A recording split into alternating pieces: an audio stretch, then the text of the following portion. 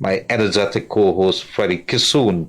I'm going to hand you right over to him because we want to open the lines a little later after we would have done some chats back and forth. And as usual, have the people have their say. It is your time. Freddie Kissoon, over to you, sir. Well, you're going to hand over to me just to say hi to our viewers because you've been away, so you need to talk to your viewers. They need to call in and ask you what you've been doing. We have a seminal, exciting, titillating, whatever adjective you want to use, announcement to make this evening. It's going to be a very surprising announcement. We're going to make that announcement about 4 to 5 minutes into the show because it's so important you can't make it at the start of the show because as natural anyway around the world at shows like these, when the show continues you get more viewers. I think so. So we're going to make this announcement. But there's nothing more to say for now, except to hand back to Gildarie and let him tell us what he's been doing with his life, his journalistic self, da-da-da-da. I think I'd probably want to talk about my professional life, and you could probably talk about something that you seem to know. You seem to be an inquiring investigator. Tomorrow morning, all journalists haven't. Yeah, you're supposed to. Tomorrow morning, we're going to be launching. I'm very proud of this. Our company, after 1 year in existence, like this show. Tomorrow morning, the West Side people, we're making it official. We were testing 2 traffic cams. Those traffic cams that we introduced by accident on the East Bank. We have a couple in Georgetown on Mandela Avenue, one by Sheriff Hospital. And the people of Guyana have been using them to, whenever they're going into critical area, congested area, they've been using those cameras to plan which street they would divert to if there is big traffic going on there. So the people on the west side have been clamoring, have been harassing us and say, look, you guys have forgotten us. Could you get over there? The problem with over there is that the infrastructure was not there. You didn't have the internet and you didn't have any building that had the internet there. So we came up with an idea, and this is what I like about this country, and there are solutions to every problem. We approached Inet Vishuk, very enterprising young man. I think he is a brother of Minister of India Prasad, Minister of Human Services, and he is one of the principals of Inet. And we said, good, you have been very good to the people of Guyana. Could you give us some free internet across the river? I have the camera. I would put the infrastructure in place, and I'm going to find a way of getting electricity from the post. And we set up a camera. We got GPL to agree with it. So we got GPL, which is a state company. We got 2 private companies, which is myself and Enet, and we set up a traffic cam across the Harbour Bridge. We have some across on this side on the West Bank. And those things have been breaking numbers. You got to see the numbers that people have been getting on using it. So it's technology at work. We put one at Green and Hope, and we head into the East Coast around your area too. Maybe I could put one to train on your house because it could swing. It's a 360 degrees angle. I don't know. But Please it's going to be there. My privacy. Yeah, it's going to be around by the UG road there. That threats I got, and I just don't want I to. can probably protect you, but we put in a couple on the East Coast there. Please don't put nothing on my house. You don't want anybody looking at your house. No. But we've been asked by the East Coast folks to put some there. So it is, I think, Minister Indara and the private sector is going to be there for us to launch it tomorrow. We launch an app too. You could click on the button on your phone and you go straight to all the cameras. And so I'm very proud of that 1 year later that we could deliver this technology free to the people. And so you asked me what I've been working on, Freddie, and that is what we've been working on. And I'm proud to say that tomorrow morning it is going to be launched officially, and the government likes this kind of technology, private sector likes it, and of course, forget those people. The people out there like it, and I'm very proud to be part of the company and the partnership and the collaboration which has been able to put this out there. So while I'm not with you talking on the show, I've been having my own little thing working there. We have a corporate responsibility as a company to deliver to the people, and we are putting the cameras out there free of cost to the people. We haven't taken a cent for it yet. Eventually, I might ask a couple of our corporate people to probably sponsor some spots on it. As of now, we do all the maintenance and paying for whatever cost is attached to the maintenance of that. It's a good thing that eNetworks and GPL has now seen it fit to be on board in their wisdom.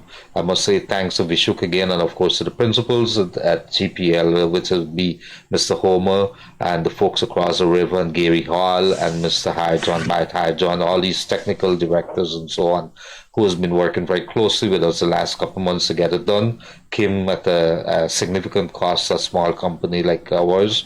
Fortunately, I've been able to pressure my directors to, could you give me some resources? And they have been kind enough as migrants to say, look, it's for the betterment of Guyana, let us do it. So all for the people of Guyana. That's what I've been doing. Well, if I don't know if you mentioned that you have your luncheon tomorrow, you could through the show invite some folks to come to the lunch. Yeah, you guys could come. You have snacks? Yeah, I think I should. You want to come? No. I am. I have it across the river, just across the bridge there. It's a small affair, but you guys come. It's a celebration of what our capacity, Freddie. I didn't know anything about technology, but we learned, and I do believe that our people right within this country have the capacity and they could deliver, and if we put our mind to anything. This morning I was on Critic too, and he was interviewing me on it, and we had quite a few people who were complimenting us on it, and for me it's neither here nor there. I believe that the people have a need. If we could deliver it and make people's lives easy, and of course our company, the spin-off is that our company gets known, that is a good thing about it. So that's where we are. But you certainly know more about technology than me. Look, I don't know nothing about smartphone. I don't know what is meant by cloud and all these terms. This is my technology. So you certainly know more technology than me. But if you're listening, Gildarie has his luncheon in the morning, the cameras that he put up on the West Coast. Just step in and meet Gildarie, and feel free to be... Now you come in, there's going to be some sandwich for you. No. You could pack my sandwich in a nice styrofoam box and send it to me. So you want me to leave across the river and drive all the way to... You could ask a taxi to deliver it. Okay. But did you say when is the...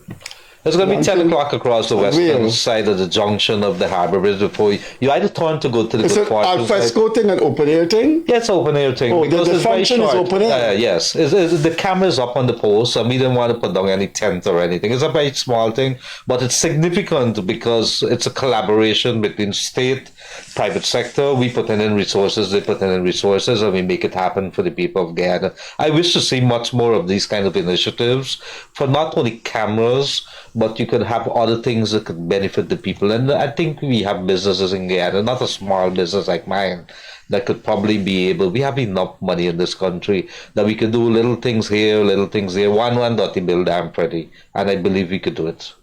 Well, if you're looking at us, this is a calling this evening. We go until 10 o'clock. This is open line about anything and everything under the sun and under the moon. So please call in. Look, the numbers are on the screen. When we are about 45 minutes into the show, we will make a very, very interesting announcement and a statement about something. But we'll get to that. The lines are open. Call us about anything. Please respect libel. If you call and say somebody is a thief, you would not get sued because we don't know you. We don't know where you're located. But that person is going to sue TBN, Daybreak News, the platform, Gildarie, and they're going to sue me. So the lines are open until 10 o'clock. Feel free to bring to the attention of Guyana some things that are happening that don't need to happen, that be corrected. Some bridge that are falling down where a school is located and it's been there too long. Some types of business people who are not doing the right thing, public sector institutions that are, not showing a good attitude. How have you been doing with NIS? What about your complaints about these crazy minibus drivers? No apology. And crazy drivers in Guyana.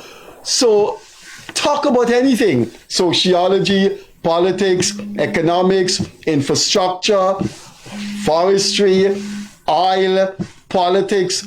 Talk about anything. Call us and let's get a feel about how you feel about things. It doesn't mean we're going to solve them. A family that has been suffering from noise nuisance has been calling us, Gildarie and I separately, almost for 5 months now. There's nothing we can do.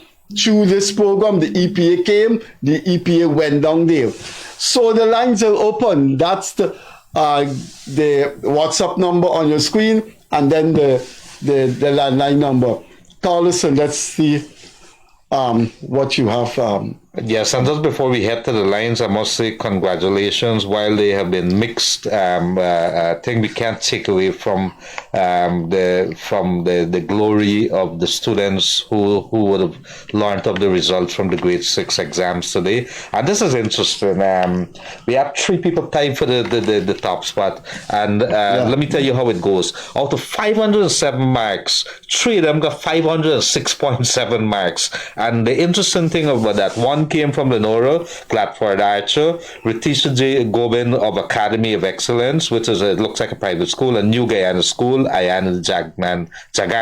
Two are private schools. Yeah, 2 private schools. So I must say kudos to those folks and all those who would have done extremely well. It doesn't mean that we shouldn't give kudos to the others. You tried the best. Life doesn't end there. Let us continue it. So I have to say that. Good evening, caller.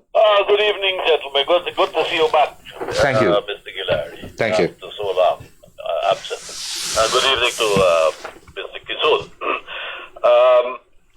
I would like to, I don't know if you've been reading recently, within last week, but NASA has put out temperature data. Oh, that is worrying. Satellites.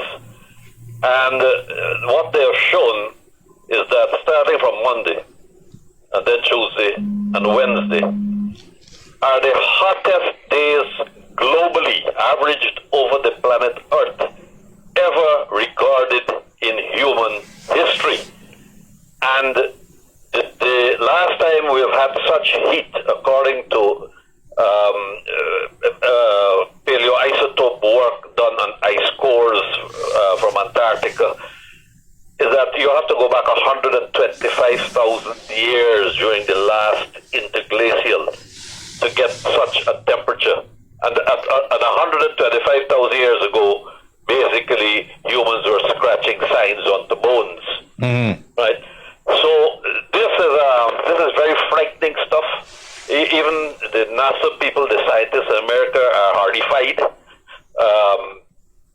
that global warming has taken a quantum leap virtually, and what they're saying is that the place will get hotter this year because the El Nino is now kicking in. So you got global warming plus the natural El Nino heating, right? And then in addition to that, you got all these Canadian wildfires, probably the largest amount of natural fire on the face of the earth, adding so much more CO2.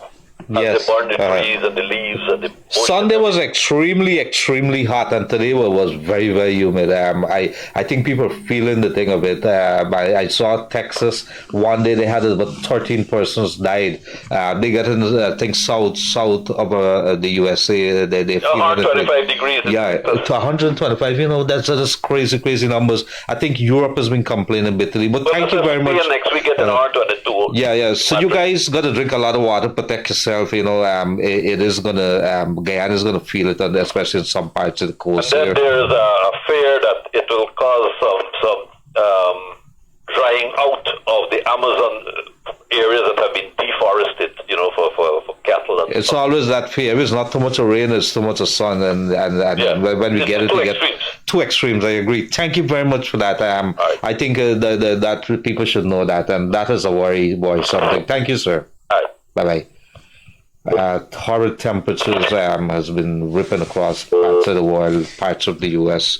Lots of people there. Freddie, do you get hot? Is it? Yeah, it is. But one of the things I wanted to ask him and the experts is that I don't think it is evenly spread around the world, because last week, one of the days in last week was the hottest day on planet Earth ever recorded. And it wasn't that unbearable here. So when I read in the Guardian newspaper that a day last week was the hottest day, I turned to my wife and say, well, it wasn't exceptional. Yeah, it wouldn't be spread, because so you would have different, right. You would have different experience. Depends if you in your home, like Long Island. I stayed in Long Island, which is a part of New York there, and that's just adjoining Queens. And the temperature there is slightly cooler than what is happening. But let me tell you this: within 2 days, I noticed the temperature has dramatically increased. But in Queens, and you go to Manhattan, it's really, really horrible there. So we want to hear from you guys. 231-2982, or if you're local or overseas, you want to call us on WhatsApp. It's 637-1071. So good to be back with you folks. Let us talk about anything that's bothering you, or you could just make a comment. We had somebody not too long text me. She was listening to my story, and I'm not afraid to say that I came from a very Freddie has said it in the past too. We came from very humble backgrounds and poverty. We're not ashamed to talk about it. But we're in hand-me-downs. I don't know if Freddie would have experienced that, but more than that. And I'm not ashamed to talk about that. And she was crying literally, and she says, our story, my story resonated where we came from. And you don't have to like a government to be loyal to your country, to be patriotic to your country. And as I get older, I want to do something to help this country, to help its people. It's not all time about the money. If we could help each other, we could probably reduce crime, make a better neighborhood. These are the kind of things I'm looking for, Freddie, and I want to play my role in it. Well, I think most sane or rational person has to make a distinction between the government and the country.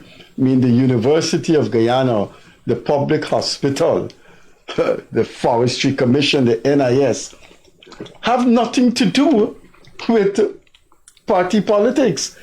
You can't knock the NIS if you don't like the ruling party. The NIS is there forever. You can't knock the university and try to undermine it because of the ruling party. Call coming in. Good evening, caller. Hello. All right, I missed that one. Good evening, caller. Good evening, Freddie and Gildarie. Good evening, sir. Go right there. Just calling to say congratulations to you and both of you guys. And you guys are doing an awesome job, and keep it up, okay?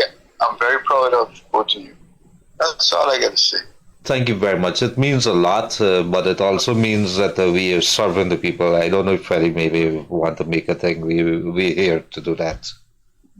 Yeah, of course. This is a free service. But since I was small, I gravitated to the idea that you've got to do something in your own sphere to make life better where you live. Of course, we all have a responsibility for that. That's right.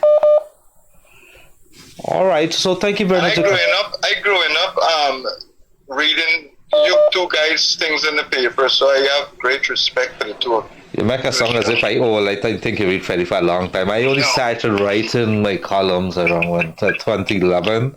Thereabouts. I'm pretty young compared to Freddie. Freddie has been around. I read Freddie for a long time too. But thank you very much, my brother. God bless. You're welcome. Okay.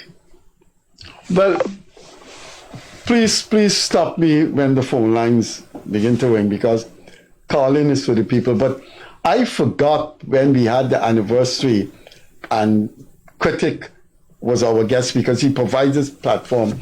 I forgot to carp and harp on the issue, one issue I have since we started this program: buy local. If we don't have the local equivalent of this, good. So we understand we have to buy this non-alcoholic wine. But if there's things that we could buy local, we must buy it. I live across the road from Marseille, and I go in there, and I'm telling you, Gildarie, that thing is just shameful to see how Guyanese shop. Yeah, we gotta start buying more local, but we have to improve our quality too. Good day, good evening, caller. Good night, Freddie and Leonard. Go ahead. Leonard, thank you. I want to call to say that the prices for the house lot for the poor man is too much, and the little added sum for the title and processing fee and all that, it carries the poor man actually to 300,000. It's not easy to find that money in Guyana. Plus, you have to survive day to day. You have to eat, you have to pay bills, and then you have to put aside that money to pay the government for those lots. Why? Why is it so costly? Why aren't the government, the housing department streaming? Why is this? They streaming these guys, see how much they're earning, how much they could afford to pay, why they don't, like back in the days we had low-income house lot. I don't know, these are not low-income house lot that they're talking about, or low-income homes anymore. It's called that, but I don't think it's that. It's way hard for the For the sake of information, ma'am, I hear the pain that you're saying there, and my apologies for interrupting you, but let's put it in context. Let's put it in context here. You were asked to buy a land that you believe that was the price is a little too high. Could you give us some information there? What kind of price were you asked to pay? So it's like my nephew. He showed me a bill where he have to pay like 200 and something thousand. The total cost or something added up the other fees for the processing. What's the cost of the land? What's the cost of the land? I will find out. I don't have it in hand. I should have gotten it now, but I don't. But I was looking at the total sum. It's too much, and my nephew does taxi driver work. It's so hard, and their bills. Then you have to say it's not easy. And then another thing, I have another nephew. They apply for land how many years now, and they're not getting their land. Every time they call the housing department, these people make some excuse and some excuse. Who are getting these lands? Well, there's a couple of things there. They're opening new lands now, and before, I think there was a time when they used to put people to go into the land and take it up, and then the infrastructure comes afterwards. I think they're moving towards getting the infrastructure, but not only that too. Each community now, they're given a mixture of you could build, but there's also ready-made homes that are going to be there. They're doing it in a different way now. I think it's called sustainable housing or some development, I think it is. But I agree with you, and I would like to know what kind of prices, because I remember when Diamond first opened, the prices were like between 100,000 to 300,000. Then there was a jump. I think low income was about 400,000 or 500,000. Then middle income was about 800,000. And if you wanted big land, and then the $1 million quartz in Diamond, that was about 1.5. We know now that it's millions of dollars. Our migrant pays about $8 million per house lot. I'd be interested to know what a the cost of a low-income house is. So my nephew, I think it's close to 300,000 with the additional fees and the title, protecting of the title and the. But on another program, I'm gonna try to get the information. But still, if it's not those millions and the 300,000 or 200 and something thousand, Gildarie, for person fee, yes. For the poor man. Yeah, I think we could do something, but I don't think that the ministry is totally closed up everything. I think there's some help and grants. A man called me today to complain that he's not getting steel. I think the government has a program to give steel and cement, and he believed that he should have gotten more. But some countries, they don't get those kind of subsidies. Are you there on the line, madam? Yes, I am. I think what needs to be done, and I've always believed in this, madam, that you need when the state is handing out money, when the state is giving tangible things to people, they need to do a means test. Because, as you say, a taxi driver, in his world, the income he earns, $300,000 may be very excessive.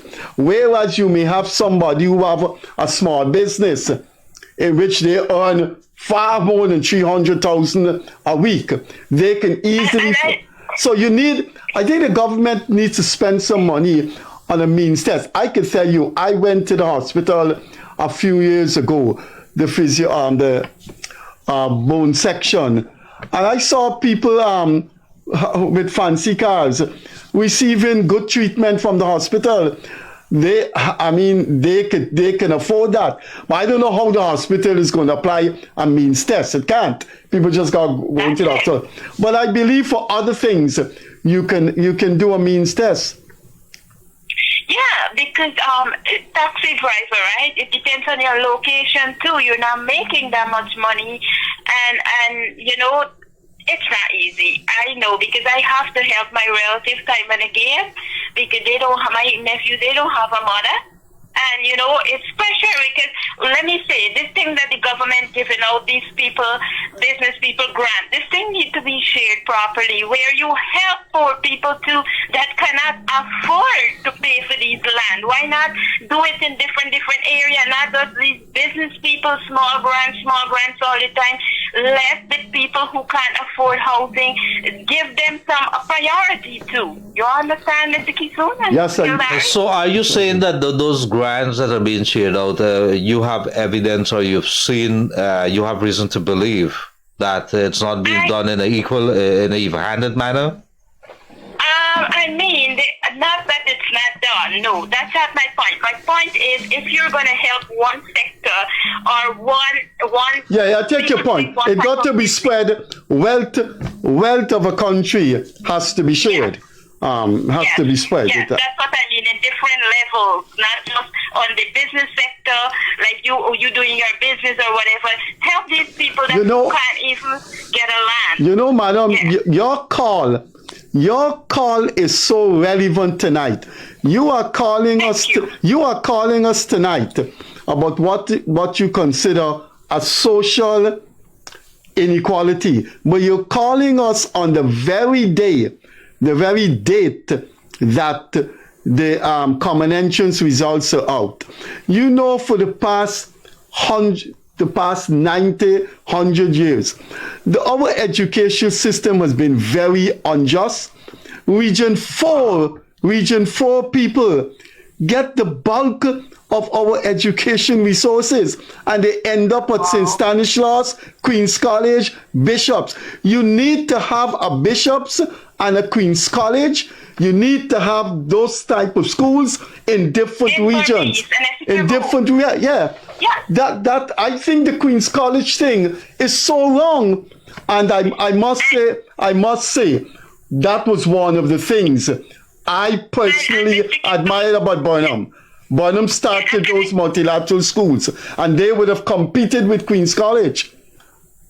Yeah, so can I add a few minutes, just a minute or two more to call? Sure. Now, what you're saying there, that's so good, because my brother and I, we wrote common entrance in the late 70, early 80, and my brother made it to Queen's College, but guess what? He couldn't go there because at those times, the PNC was in government, and we all know what was going on, and the rumors and all of that, and we couldn't afford it. So he was robbed of that because Barbies didn't have the boy. He had to go to Multi. He did well. He had a scholarship from the government, or whatever. But the point is that you're making there, and this is not to pull down our government, but at one time I know, like a couple of years back, when the government had I don't know if it's still now, like Rosignol School is considered multi, and the children were denied going over, getting a school over New Amsterdam, like Burbage High and multi, and and DI. A lot of children on the West Coast, they see those schools as like, they look up to those schools as like role model, and they aspiring to go there. Why government should allow parents who afford to send their children to those schools? Let them go. Give the children the schools that they deserve, and let them make a choice the school they want to go. And like you said, I think what I'm saying should fall in what you're saying, Mr. Kissoon. Okay. Everybody should afford, be given. Okay, stay in touch. Thank you Thanks very for much. coming Some through. very pertinent points, and it's heartfelt. Thank you very much. Bye. Bye. Good evening, caller. Hi, good evening, Leonard. Good evening, sir. Concerning the bidding terms of the housing, the price that is paid, we allegedly to be paid. They're talking, I think, is a processing fee that she was quarreling about. No, but I think that you're saying the thing where the price of the land is a little too high. Right. Well, we would like to know some of those numbers that I they was quoted. listening to an interview with Minister Cole, and he was pointing out that each house plot in the low-income area is subsidized by $3 million for the provision of infrastructure, drainage, roadway, and pure water supply and electricity. So the price, you see, sometimes you just got the price of the land, but pure water supply, drainage, roads, and electricity. And it's not just an easy time when prices are high, and people need to. So basically, they are being subsidized by $3 million for outlets at the lower level. Yes, that has always been something that the government is saying, that you don't pay the right prices for it. The rising expectation of people to know that you're probably getting this thing that this oil money is falling like manna from heaven is not available. You see, but it's very difficult to explain that to somebody who got kids and family and have an understanding what the government is subsidizing and so on. I understand clearly, and I knew that for a very long time. But her argument, sir, Yes, sir. her argument is contextual. Yes. And context is everything. In any society, there are classes, and there are people at an advantage than others. That's where the state comes in. I believe I have some socialist thinking in me. I will never abandon that. I am very leftist and socialist. But however, I think we probably interviewed Minister Coach to be able to clarify. Well, we've invited him. Now, if I go to have a property, I live with $3 million at the level, at the same $3 million at the going right through the top. Then that will be unrealistic and unfair. What should be is a gradient between is a higher amount at the lower level, and a medium and a higher at the medium and low amounts at the higher level. So it means there are higher amounts at the higher levels. So if at the what you call the middle income people, their subsidy probably might just be $2 million, and the people at the higher level probably pay no amount of money, no subsidy at all, or very little. But the people at the bottom should probably get a little more, perhaps. Yeah. Okay, Freddie. Right, thanks. Bye. Thank you very much. There's somebody here who's asking. I'm going to come back to that. Good evening, caller. Hello. Hi, good evening. Go right ahead. Hi, Gildarie. How are you? Yes, go right ahead. I heard this girl was talking about the school there, and Freddie was saying that Vernon had done something good. He was going to, if he was there, he was going to take Queen's College to all over the country, right? But I can tell you, I was in Guyana. I'm not there now. And I was going to Technical Institute. I was working on the sugar estate at Lenora. And when they scrapped Lenora, what they did, they allow all the Negro guys to go. Please don't use and the that Indian word. guys tell them, we are not sending people to school again. Yeah. When they scrap what? The scrap Bottom didn't want- When they scrap what? Lenora Estate, because Lenora Estate is still operating. No, but Lenore Estate was scrapped just about 20 years ago. He's talking about the time of iPlot. Okay. Yes, I'm talking about in 76. Okay. What was scrapped in 76? 77. What was scrapped in 76? Not the estate wasn't scrapped. It was scrapped in 87. No, what? You said something was scrapped. What was scrapped? You said something was scrapped. Oh, we were going to Technical Institute. Right. In where? African guys and Indian guys. You were going to Technical Institute. You were going to Technical Institute in Lenora in 1976. I was going to Technical Institute in Georgetown. Yeah, you said something was scrapped.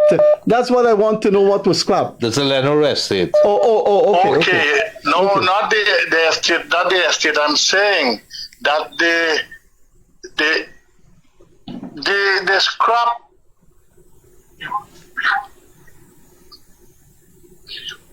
Hello? Hello? Yes, you were going to Technical Institute and African and What did they Indian scrap? and black guy. You said they scrapped something. That interests me, and I want to know what. They stopped the Indian guys from going and They allowed stopped the or African scrapped? guys to go. Where? What? At Lenora Estate. What that has to do with the lady? You started out with the point about the lady and school, and you made reference to Yes. Bonham starting the multilateral schools. What? Right. Right. So And go on from there. Go on. Go on. Listen, Freddie. What I'm saying that you were saying that Burnham at that time, if he was there, he was going to put schools like all these Queen's College and all these other He schools. all over the country. He started a number of multilateral schools that were larger than Okay. Queen's College, had more facilities, and it was the type of schools that would have benefit people from outside of the upper echelons of society. But what is Yes, what's your point about the school thing the lady made? But if you have people from Guyana, all we are Guyanese going to this Technical Institute, and you're saying that we are stopping this, everybody should be stopped. Not allow the African guys to go and the Indian guys. I not don't stop. understand what you're trying to say, sir. You're confusing the hell out of me. Excuse me, sir. Let me say this. Let me say this to you. And I'm saying this. I am saying this in unambiguous grammar. I lived in this country all my life, and there's never been a policy. There's never been a policy of the government, whether PPP, PNC, except in the colonial times, of stopping people from going to school. I do not accept your point that in the 70s they stopped Indians from going to the... It happened to me, and it have 3 more or 4 more guys living here in Canada and America, and I can tell you, I can get them to vote for that. Okay, sir. That happened to us. Okay, sir. Under Burnham government. Okay. So I don't know what you're talking, Freddie. I was living in Guyana at that time, and I'm still living in Guyana, and I'm still doing my research. All right. I don't. Freddie, let me ask you something. I'm not quarreling with you, Freddie. I just want to ask you something. I get upset when every time people Let him make put his racial point. interpretation to Yeah, things. Hold on. Freddie, let me ask you something. You're in Guyana. Who money started that national insurance scheme? So The money that they started national insurance scheme in 1969. Who money started it? Where Burnham get that money from? I don't think I want to go. I don't want to go into the direction you're going. I don't want to go, but I'm telling you this. This program, this show is for people to come and give their thoughts and their reflections. It's not for any narrow interpretation of Guyana's race relation or sociology. No, it's not a narrow interpretation. I asked you a simple question. Burnham started the national insurance scheme with who money? The government of Guyana started the national insurance scheme, and it has lived up to its useful purpose. Yeah, where you get the money? Where you get the money to start it? Where we got the money from? I'm assuming it's from. Where did he get it from? Let me get this over with quickly. Where did he get it from? You want to know where he get it from? Where he got it from? $80 million. He took $80 million from the Sugar Labor Welfare Fund Uh-huh. that the Indian people used to get in the sugar industry to build house and started the national insurance scheme. Go back in the history. Okay, was that a bad thing in terms of forming the NIS for that? Thanks for coming to Yes. show. We gotta go. It was There is where he started it. You go back and check it. You go, no, you're in Guyana all the time. Okay, All right. okay, I was sir. in Guyana during that time. Okay, sir. Thanks a lot for coming through. Gotcha. Some You interesting made your point. points. Thanks Thank you a very lot. much. Bye. Right. Oh, bye. Well, you will get these. Good evening, caller. Good evening, how are you? Pretty good, sir. I just want to congratulate you on your achievement in life. I'm not sure about the achievement. I want to play a role and be recognized as being a good citizen of this country. I see what you have done, and I am a young entrepreneur also. Yes. I'm doing grind seasoning with board pepper. I like that. I like board pepper. I like it bad. I don't like pepper at all. But good for the heart, Never ate good it. for the immunity. I hate pepper, sir. That's Freddie. That's your business, Freddie. And I would like you to come one day at Woodley Park and give me. I know you would have called us already. Yes. Yes, and I want. This is the man whose nickname is Nip It in the Bud? board Yes. pepper also. Yeah, I'm gonna come there one day. Say I love board pepper. I eat board pepper all the time. Is Nip It in the Bud speaking? Mr. Yes, Nip It in the Bud. I hate pepper. Nip That's- It in the Bud one guy. That's Freddie Kissoon for you. All right. Thank you very much, Anyway, Mr. Nippleton. we're going to hold the calls now. Yes. If you're listening, we have an Thank you. announcement to make. We'll find out something after next Just week. hold the calls. We have an announcement to make. Cameraman, please set the camera on me. Jeez. Please set We the having a Freddie moment. We have here, an ladies and announcement to make for all our viewers all over the world. We have an announcement to make. Please take a moment silence and listen to my announcement. Leonard Gildarie 2 weeks ago did what I did 44 years ago. What did I do 44 years ago? I picked up a lady named Janet Kissoon, Janet Mohammed, and we walked into the post office and got married. The past 2 weeks, Leonard Gildarie in 2023 did the exact thing. 2 weeks ago, my co-host Leonard Gildarie got married. So we're gonna have the operators and I'm Gildarie, we're gonna have a little drink to that. But before that, the shirt I'm wearing here, this shirt here, he brought it back for me. There's something interesting about this shirt.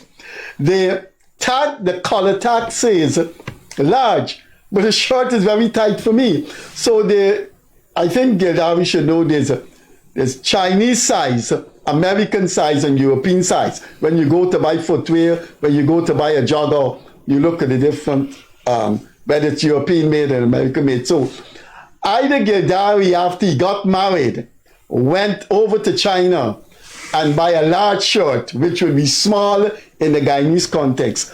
Or when he went to City Hall in New York to get married, the mayor probably gave him this shirt as a gift. But I'd like to thank him for it, and I'm wearing it this evening. If you are listening to us, Leonard Gildarie got married at the New York City Hall 2 weeks ago. There were a couple, for the past year, there were a couple of discreet questions as to whether Gildarie is married.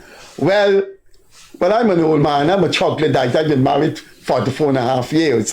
Very much in love with my wife. And I know Gildarie is very much in love with his wife. I know the lady. Quite a nice, pretty woman. So we're going to have a drink celebrating the marriage 2 weeks ago in the City Hall of New York of Guyana's famous journalist, Leonard Gildarie. After we have our drink, we're going to call in our operators to have a drink with us. Adaiki Hicks and Robert Saddam, Robert Hussein, that is the former president of Iraq, Saddam Hussein's son. You're going to see him. You're going to see him just now. So let's have a drink for Gildarie's wedding 2 weeks ago. He is now a married man, and he followed in my footsteps. It seemed, I hope I'm not a bad influence on him. In 1979, I walked into the post office in Guyana, Georgetown, on Rob Street, got married. He walked into City Hall in New York, got married. So, non-alcoholic. I don't drink alcoholic, so non-alcoholic. So, Gildarie and I will have a drink, then our operators will have a drink with us. Gildarie, you're a drunkard, so you want to open this thing? I don't know how to open these things. I don't understand what's the relevance of this, Freddie. You don't want, you're a well-known name in Guyana. People should know. The time I don't point to the tip before I get charged some more. Though. People should know that you're married.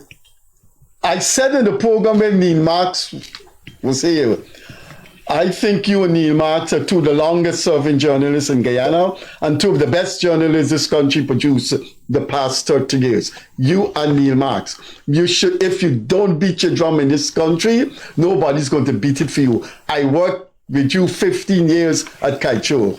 I think Neil Marks and you are extremely good, dedicated journalists. I hope you never come out of journalism. So, a toast for the married man, Leonard Gildarie. How you tell me that you don't drink? Because the way that This you is pour that thing non-alcoholic. is as if you're an expert at that. Non-alcoholic, look. You look as if Never you're going touch to Alan alcoholic Rum in my life. Leonard, take your All right, cup. there's a story. Cheers, Freddie. Cheers. Cheers, folks. So there's a story there.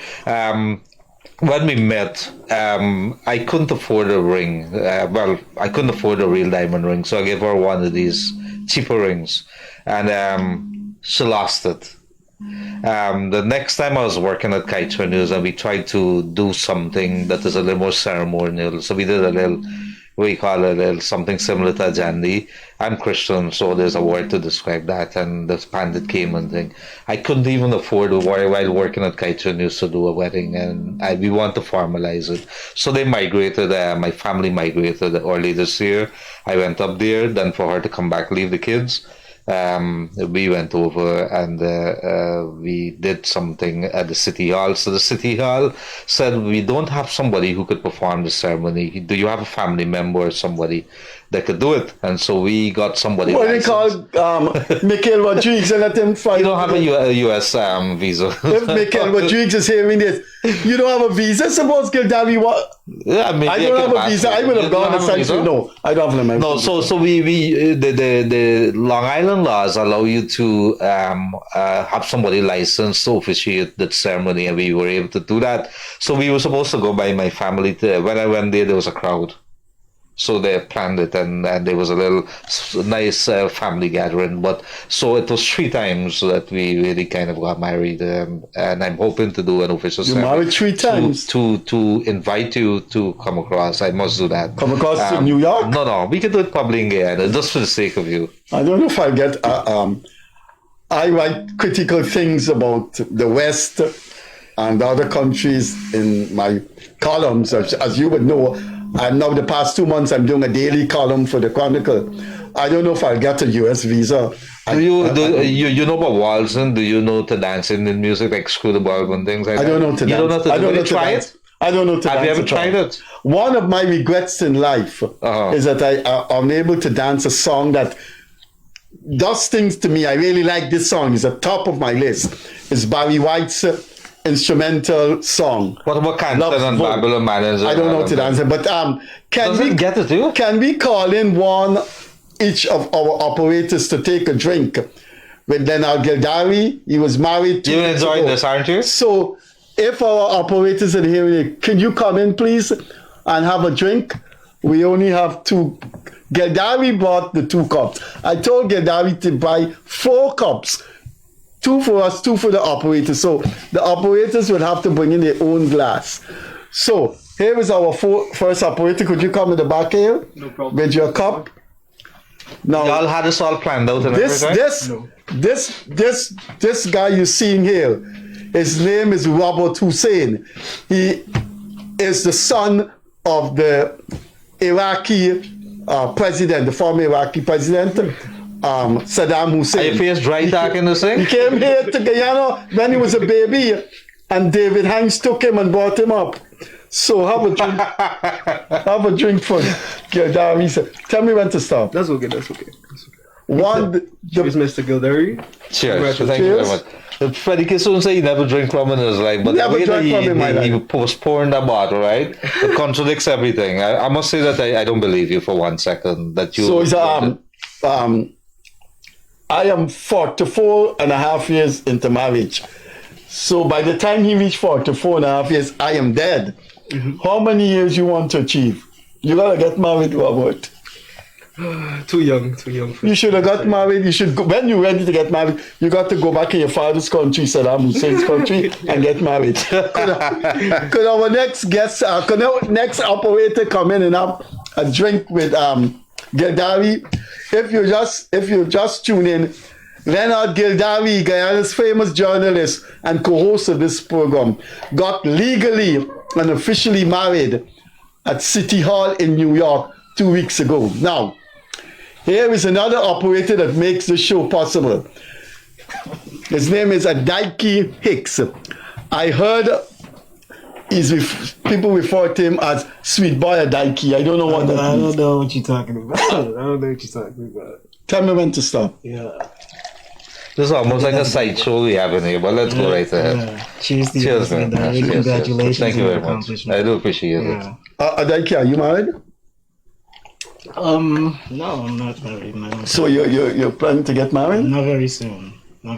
So you using my example The to man get married. I am married for 44 and a half years. So Well, I had a good So that journalist thing friend. about- congratulations to that- both you and Mr. Gildarie. so I had a that good thing- journalist friend who that- describes such occasion like this as public masturbation. I don't know. that's his view. That's his view. You got all I don't know. kinds. You got all kinds of views with people. You just It always stuck in my head. Did you? Here's something talk about that. But Freddie Kissoon, it was always. Well, the lines are open back again. In case you just joined us, we were celebrating Leonard Gildarie's marriage 2 weeks ago at City Hall in New York, and he bought this shirt back for me. It's large, but it's Chinese large, so it's tight for me. So I think he still didn't tell me if he went over to China, bought this, or the mayor of New York gave him this when he was signing the papers. But thanks for the shirt, I like it. It's navy blue. It's linen, Freddie Kissoon. Good evening. This is a message from one of the viewers. Good evening, sir. I have one concern. I'd like the Ministry of Health to look into this matter at the public hospital emergency. You have to wait about half an hour to 3/4 of an hour before someone could come out and register you when you're there with the pain and no one cares. And we hear these complaints all the time. We're not there yet, but also you guys should know that some people leave all the way from the East Bank and from areas. The regional hospitals make use of the regional hospitals. But if the authorities are listening to us, people complaining about the length of time from when you go into the emergency hospital that somebody come to look at you. Let's pay attention to that. Good evening, caller. Good evening again, sir. Yes. Mr. Larry, Yes. what I would like to ask of you is I want to get this business published. And I'm 58 years of age, and I recently started this business for my grandson, Which business is that? Nipit. And I want to get it published, and I don't know much about this. All right, give me a call after the air and maybe sometime Monday or so, and let us see. Maybe I can advise you. Okay, thank you very Let much. the people have their say. Thank you very much for coming through. Right, in case you just joined us, you just missed our celebration of Gildarie. Good evening, caller. Freddie Kissoon with the side shows. Yes, go right Good evening, ahead. gentlemen. I was watching Bosai opening up something by the president. Yeah, some killing or something. The president was there. Yeah, the president, and he invited the regional guy and the mayor, right? And when they're about to cut the ribbon, the president asked for the mayor and the regional counselor, or whatever you call it, and they went to lunch. They didn't stay. I say it again. The president, they invited, or the mayor was invited, and they decided not to attend, and they went to lunch. Yeah, they were supposed to. The president called for them to go and cut the ribbon, and they left. They didn't. Nothing is going to change again. These people are not going to gonna cooperate. What I don't understand, when the president and That's very petty of them. Yeah, but when the It's president it's comes into not the area, refusing you to don't have change to like the president, but you have to respect the office. I mean, if they're coming into the area, there are certain protocols that has to be observed. Could you skip out of something like that if you're the mayor? How does the But mayor... the issue is... Where is that news? Is it something that we're hearing, or is it published? petty. Somebody carried it? This, No, this was a live taping when they were opening. They were gonna cut the ribbon. They were there. The mayor of Linden, and the regional councilor, whatever. And when the president asked for them to come and cut the ribbon, they weren't there. Somebody said they left and gone to lunch. So nothing is gonna change, bro. Nothing is. well, a lot of things. Hold on a minute, sir. Things are going to change. Let me tell you something. Go through that local government election with a fine-tooth comb, and you will see the changes are coming. Those people, by their behavior, are going to become irrelevant. Let me tell you this as an analyst, as an academic.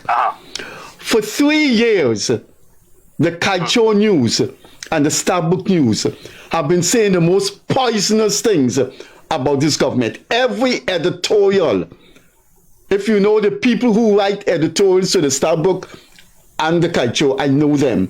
Poisonous people. And for 3 years, you had this constant banging. And look what the voting showed in Georgetown. The PPP's parliamentary presence in the city council increased from 6 to 11. The people The seats you're talking about. but I'm using the word parliamentary in an extended sense. The people almost won New Amsterdam. Let me tell you something. They have a group of people, middle class, clay complexion people. A lot of them living abroad. I call them the usuals. I call them the usual suspects. These people write a letter every 2 weeks in the papers saying all kinds of things about the government. Now, surely that didn't translate into how people voted.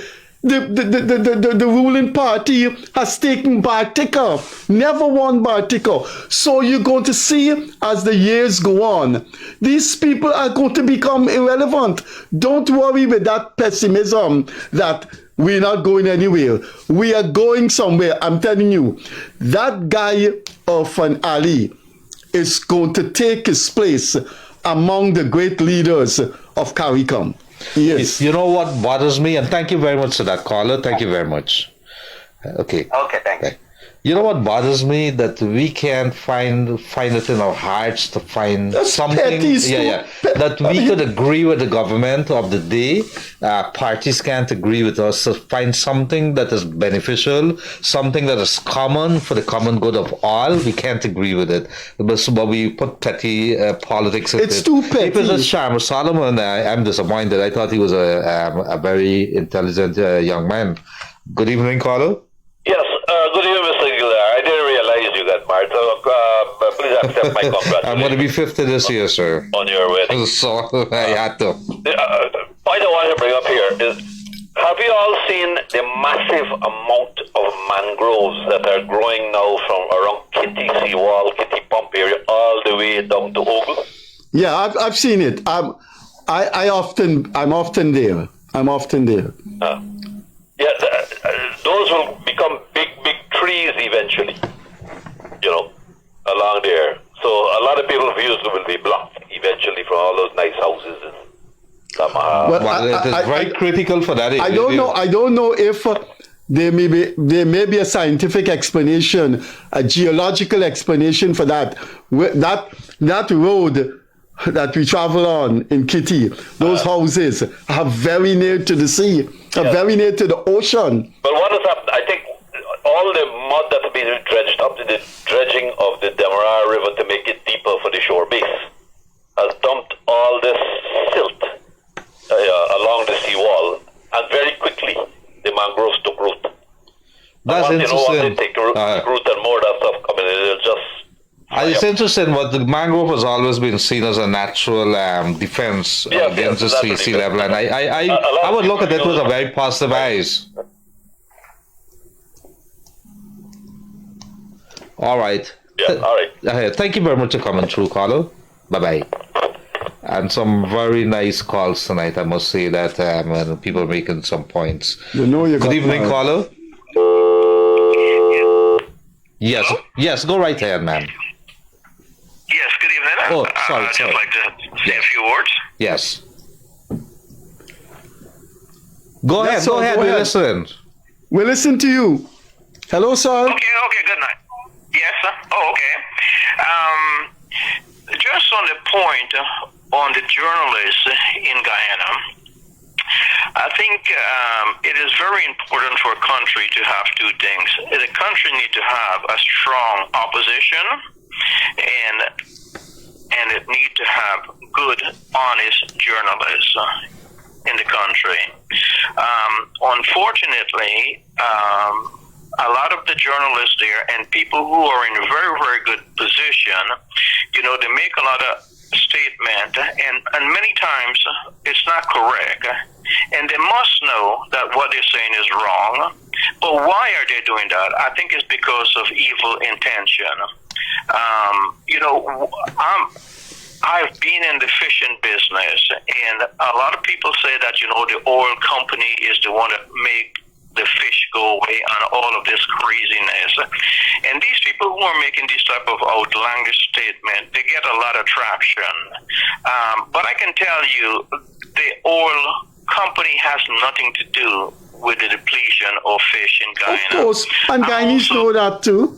Guyanese, we're not stupid down here, Guyanese know that. That's been going on. That particular thing, I happen to know it because when I was in the newspaper, we were always covering it, and the fish stock in the ocean has been dwindling because of overfishing. That's why you have seasonal fishing with trawlers and the quotas and trawlers and so on, and that's a fact. So you're in the fishing business in Guyana. Also in North America, and I've been in the fishing business in North America much longer than I've been in Guyana fishing business. But it's the same problem we have in the U.S. whereby the depletion, and what Gildarie said a moment ago, is the fact it is depletion because of overfishing. Now, I can tell you for a fact that in Africa, there are a country in Africa whereby the fishermen no longer go with the nets and fish. What they do, they leave early in the morning and they go with the boat into the ocean, and these motherships, these Chinese motherships, will give them all of the excess fish that it is of no value to them, and that's what they bring back and sell in inland. So the sad thing, my only concern is this, is that when you are in a position of authority and you're making false statement, I think it's very, very sad, because you must know what you're saying is not correct, and it's just an evil intention. I personally have invested a significant amount of money in Guyana, and I could understand Gildarie getting upset a moment ago, when people are asking about agenda, because I have no agenda in Guyana. I want nothing from Guyana. Mr. Christopher Ram does my income tax. I pay my income tax. I have brought down several vehicles and several equipment, and I have never asked for duty-free, even though I think I'm entitled to get it because of the business, but I just don't want anything from there. But I just want to say, I don't know much about Gildarie, and I don't know much about Freddie, but for the little that I've known them, I think that Gildarie is an honest man and a straightforward man, and Freddie does have a place in what he does. Thank you so much for your time. Thank you very much, sir. Have a good night. Bye-bye. Yeah, thank you. Good evening, caller. Good evening, caller. I don't think the person is ready yet. Good evening, caller. Hello. Good evening. Yes, go right ahead. Hello, good evening. Yes, good evening. You're on the air. Go right ahead. Good night, Mr. Gildarie and Mr. Tuna. Yes, good night. Good night. Go ahead. I always keep watching your program. I very enjoy it, and it's very interesting.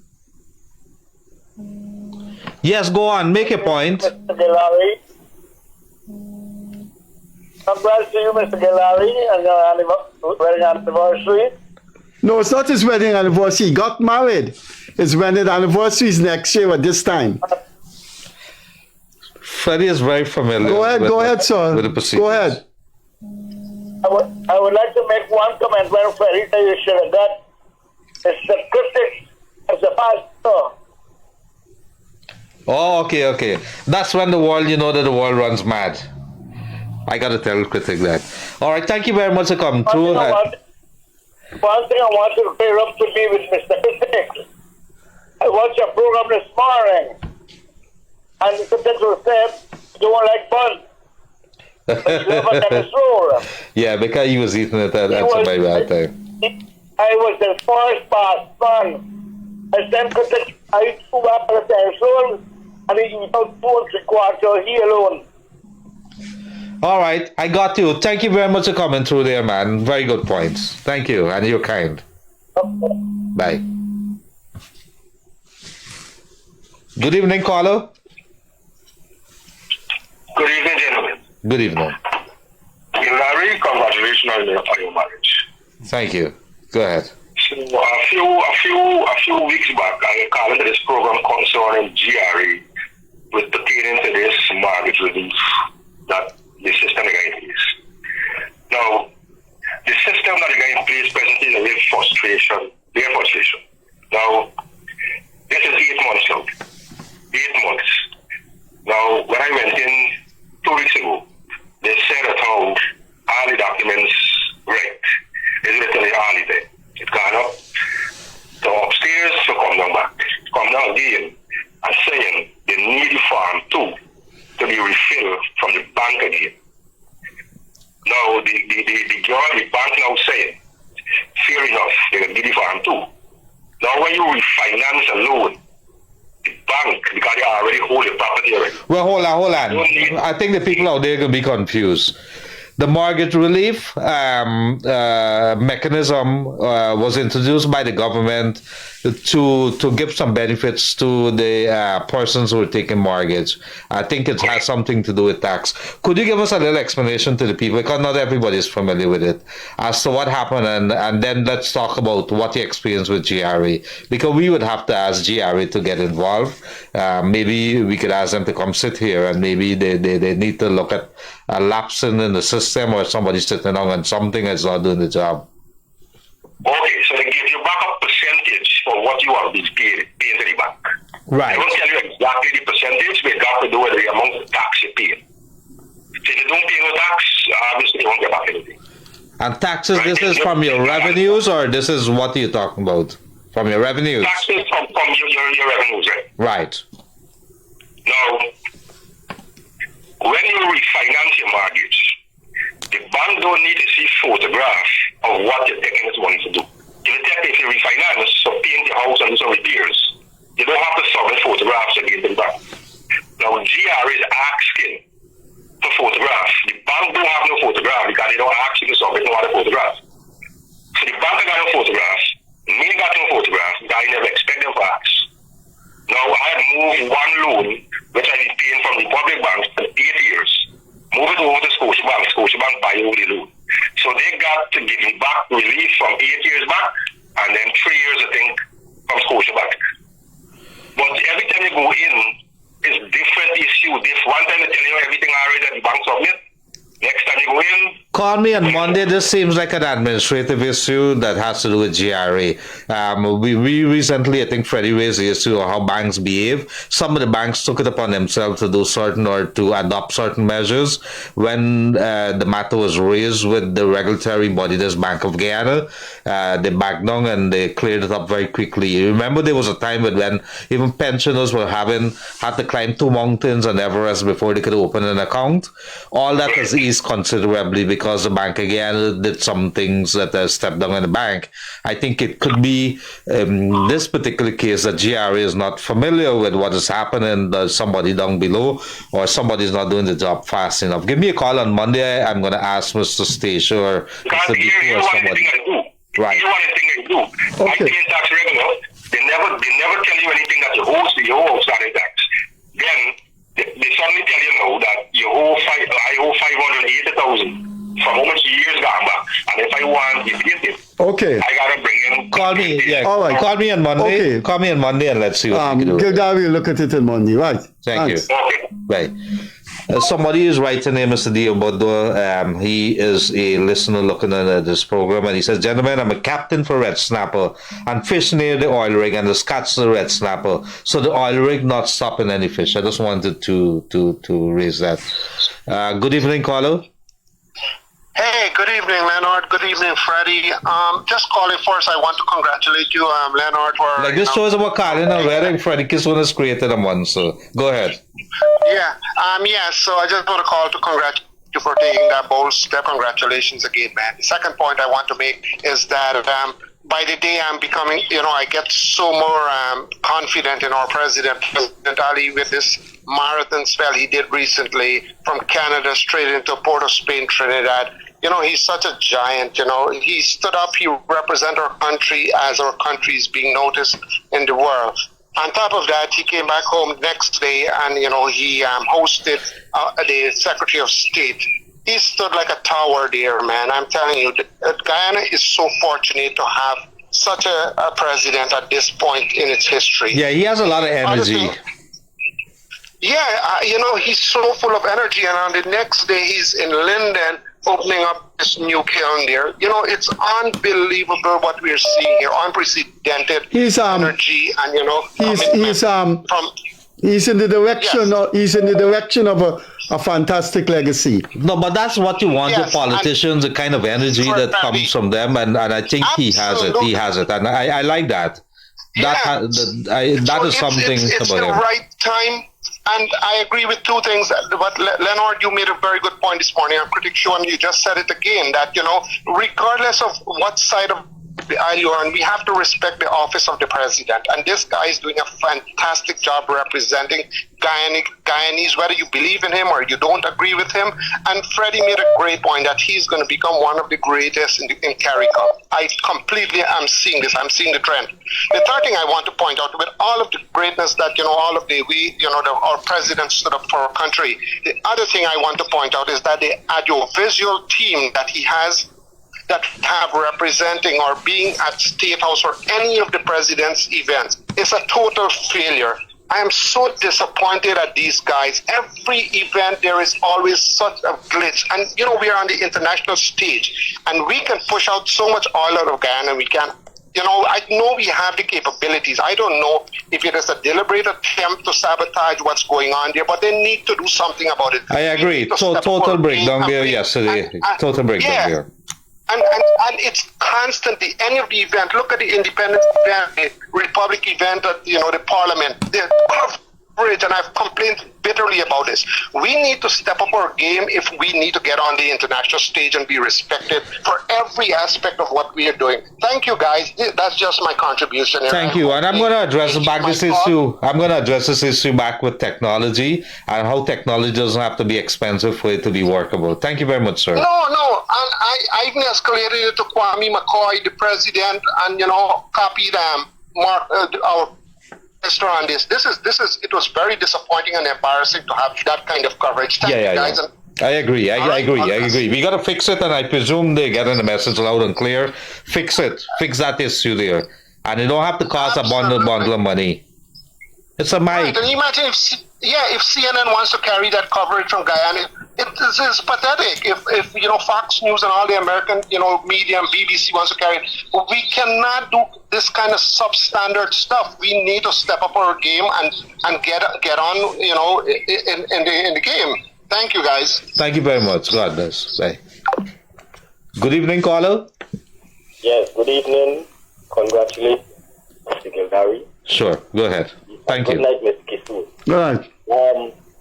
I am fully in support with the caller just now in his compliment to the finale president.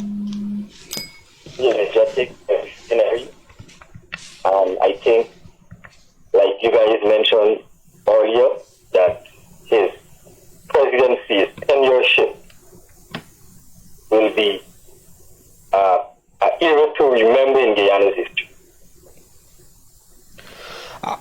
and Freddie, there's a very good point you made there. Freddie would have written what this, but if there's somebody who's analyzing the leaders of this country here, and while one may very well argue that Irfan Ali came in at a time when Guyana is blessed to have oil and oil production, he could have very well gone south with this thing here and make some terrible decisions. He seems to be playing to the right tunes, and that is something you got to look at in the final analysis. He could have screwed it up. He could have screwed it up as well. Prudently, that is the word. Right? But more so, Mr. Irfan Ali, I must say kudos to him to confront or engage Mr. Akeem Jeffrey, the guy that were in many video clips with he and Mr. Rickford Burke, the racist guy. I think I would assume after that engagement with Mr. Irfan Ali or discussion, he should have a different perspective when it comes to Guyana and the political landscape.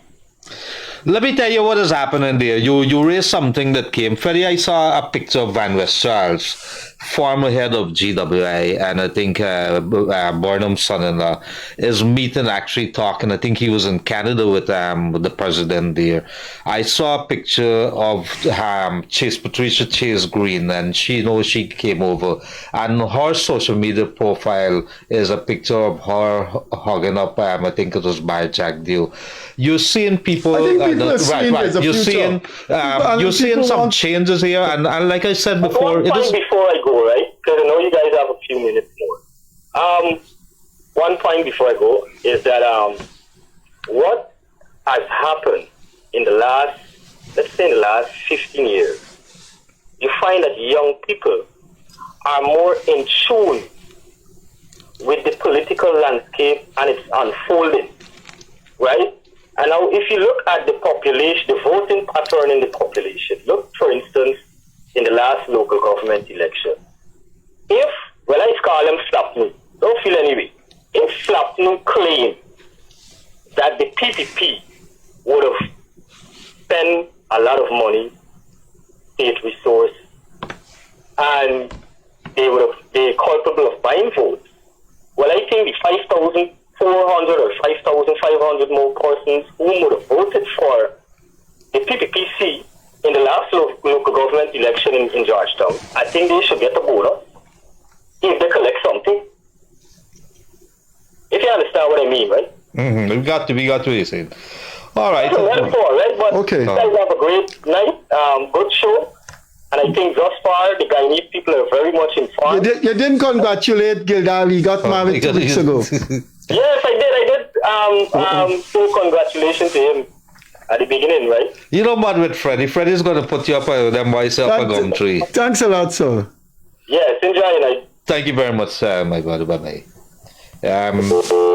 Freddie, technology on the wall thing, when a television used to be, a flat screen television used to be thousands of dollars. You could get for $300, $400, $500 and get US dollars I'm talking about, and get a flat screen television. A mic, amplifier, those kind of things, the technology is there. Right about now, you used to put up a big antenna on top of your house if you want to transmit the radio. Now everything is being done. This show is social media. Everything is being done. So you have technologies out there that could happen. How could you not hear the Secretary of State at a platform like that, at an international platform like that? I mean, we can hit them, but let them hear the message very clear. Not good enough. Fix it. I was looking at it. It was really embarrassing. Yes, fix it. Let's see. There's another call coming in. Good evening, caller. Hello. Good evening, caller. We're not hearing you. Good evening, caller. I think we missed that one. Sorry for that. So we have like about 9 minutes more. Let us see if we can get those calls coming in. 231-2982, or you could call us or WhatsApp us. WhatsApp call us on 637-1071. It's been a pleasure being with you always, and the callers. We need to hear from you what exactly is happening, and so we could be able to tell the people. Let me see if there's any other messages that people are sending. They always have a lot of messages, thousands and thousands of messages. Let me see. I would like you and Freddie Kissoon to ask the minister who refines our oil how much it costs to refine it. Do you agree that the idea is better for us to refine our own oil? A quart of engine oil in Guyana is $2,700, which is $13 US. There's so much more to say, but if I sit here it's going to take me more than a day to express my thoughts concerning what's going on in Guyana. I find myself questioning the activities concerning the society today. So God goes much more, but thank you very much for that. Caller or Fine, instead of questioning society today. Yes, I wish you'd explain that. What is he talking about? Yeah, a lot of people would have been quarreling about the audio. People, and that is good that people are actually raising issues about quality of audio, because it means that they're paying attention to what is happening politically in the political side, on the state side with our leaders. Good evening, caller. Hello. That person called just now. That person has a problem with their phone. Hello. Hello. Hello.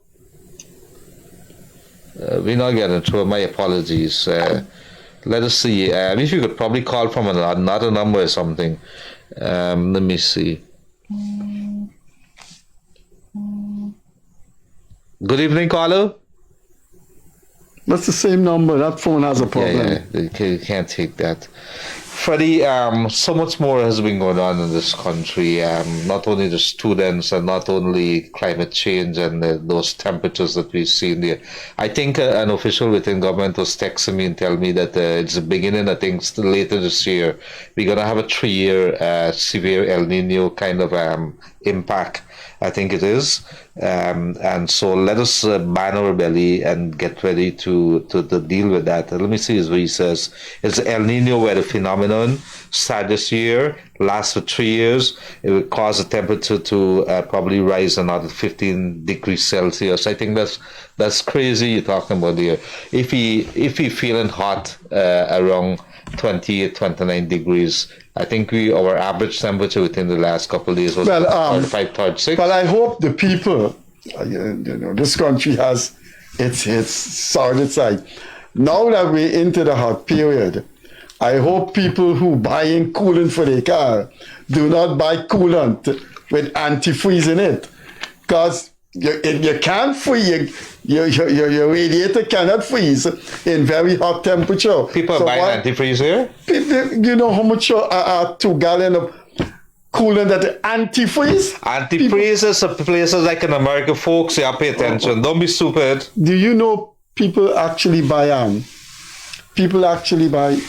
there's a call there? No, there's 5 more minutes. Freddie, I want to ask you, do you believe that our country politically, there's arms of government, and this thing has been bothering me for the last 2-3 years especially since last year.